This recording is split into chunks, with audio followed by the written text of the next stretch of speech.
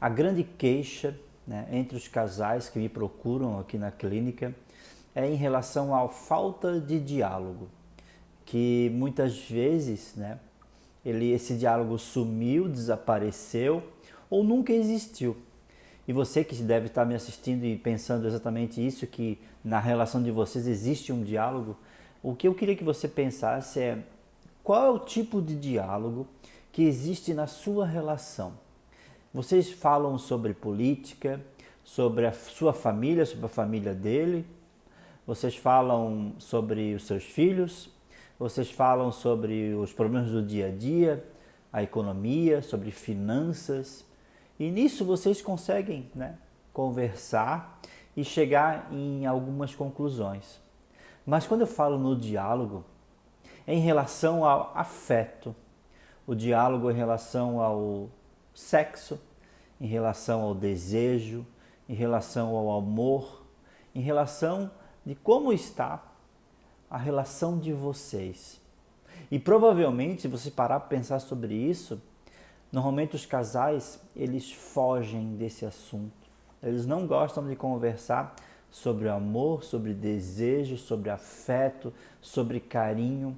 Isso é algo que faz com que um dos dois fuja. Claro que existe um problema às vezes psicológico, às vezes existe um trauma da infância ou do passado, não necessariamente da infância, mas do passado, alguma coisa que fez com que essa pessoa bloqueasse. E muitas vezes as pessoas, elas não admitem, né, ter esse problema e não admitem que fogem, né, da conversa sobre esses assuntos. Então, se você está passando por isso, uma dica que eu sempre dou para os meus pacientes é a comunicação. Uma comunicação aberta, um diálogo aberto sobre esses assuntos.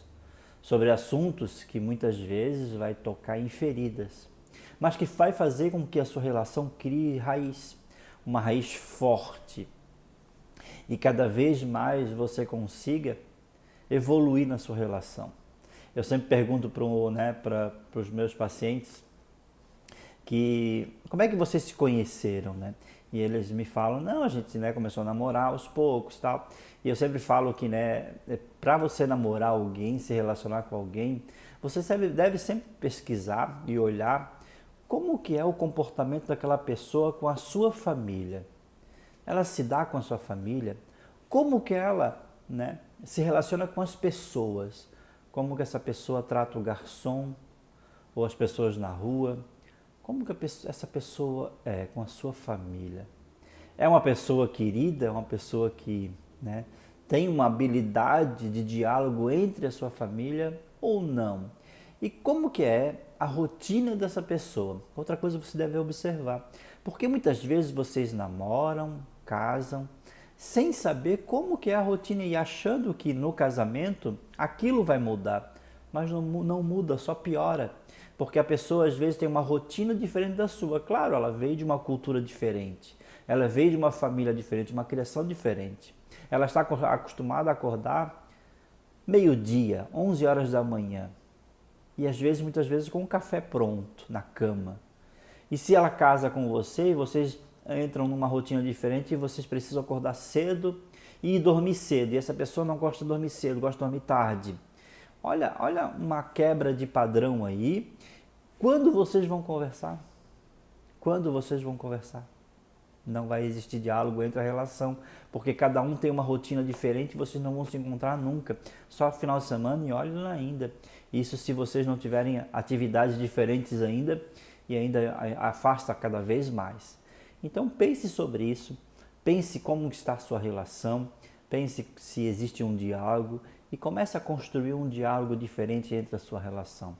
Falando sim de assuntos que muitas vezes as pessoas fogem, que é sobre afeto, sobre sexo, sobre desejo, sobre amor, sobre respeito, sobre companheirismo, sobre tolerância, sobre tudo isso que as pessoas fogem ao falar sobre isso.